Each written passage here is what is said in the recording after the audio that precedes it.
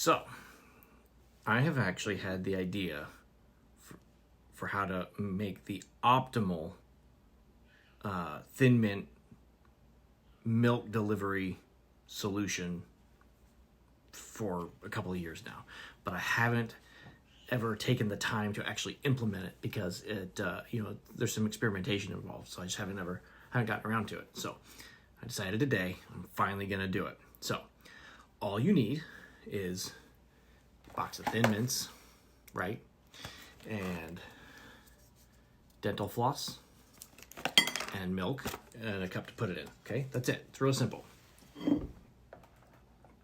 Oh, I lied. You also need a drill.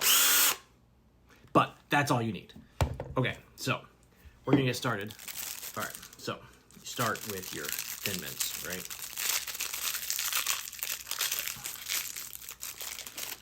And it's important to make sure you measure the right amount, because what you don't want to do is drill into your table or your plate or anything like that, So this looks like the perfect amount. So you take your 4 Thin Mints, right? And then it's important to use a drill bit that you haven't used before so that you don't end up with sawdust inside of your cookies.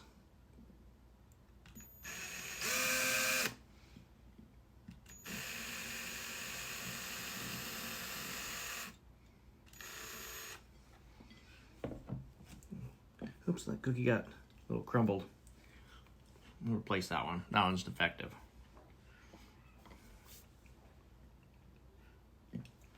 Get one more. These two on the bottom. This one in the middle. There we go.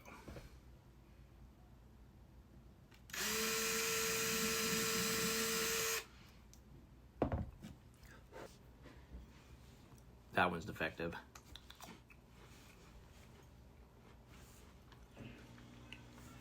So now that you have your cookies with your holes in them, not very big. Next step, just get your floss. Oh, probably need a toothpick as well. I recommend using original tape, like dental tape with no flavor, so no mint flavor or anything like that. What you're gonna try to do, just make the hole a little bit bigger if you need to with your toothpick. And just thread the floss through it, like so, right? And do that for each of your cookies.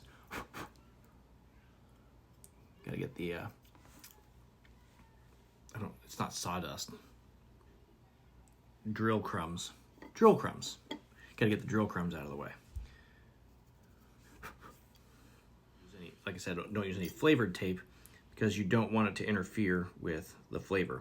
But since most dental floss comes in a mint flavor, and these are Thin Mints, it probably wouldn't be the end of the world if you use mint floss.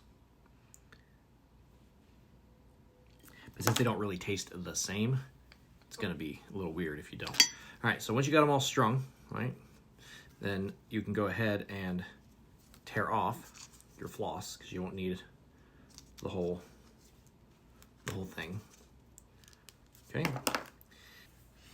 All right, and you're just gonna take the string and you're gonna tie it in a knot. It doesn't have to be a very good knot. It just has to hold.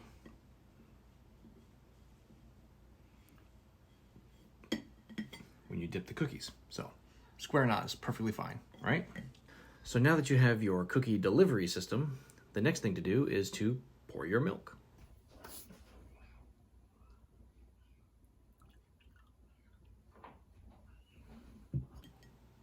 And then dip. All right, well, we've found a problem, a flaw in this design. These cookies float. So we're gonna need to find a way to weight them down. Simple spoon will do. Set it on top. Push the cookies down inside. And let it hold them under. Now I recommend setting a timer for, 30 seconds or so.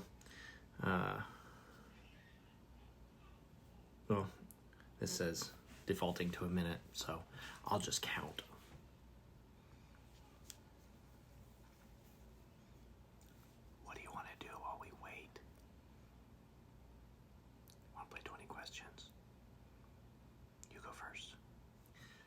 All right, that's been 30 seconds.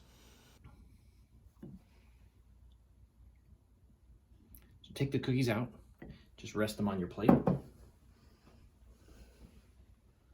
And then just need to untie them.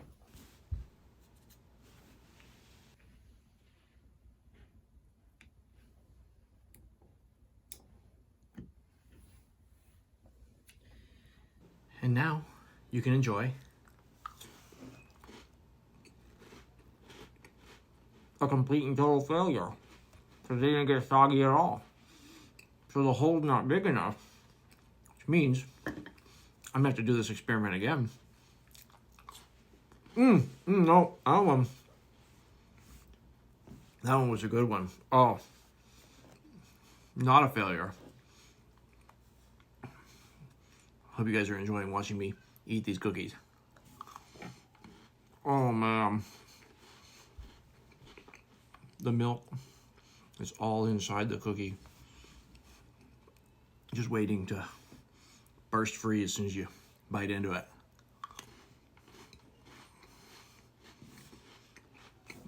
I would say use a bigger drill bit. Make the hole a little bit bigger, and that will allow the milk to get in there, because it's about half and half. It's not fully milkified, but there you go. A very complicated, long, and drawn out way to dip your Thin Mints in milk.